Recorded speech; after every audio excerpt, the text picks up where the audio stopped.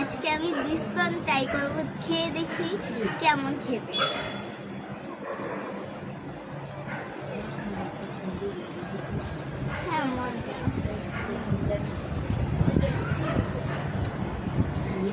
হ্যাঁ, অন্য কোনের থেকে আলাদা খেতে।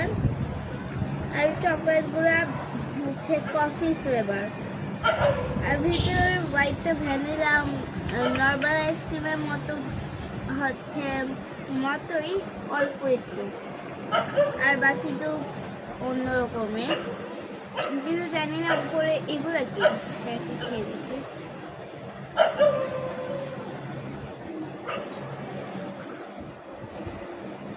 হ্যাঁ, এগুলো অনেক মজা। তো টেস্টে আমি 10-এর মধ্যে 8 দিলাম। 10-এর মধ্যে আমার কাছে 8। Bye bye.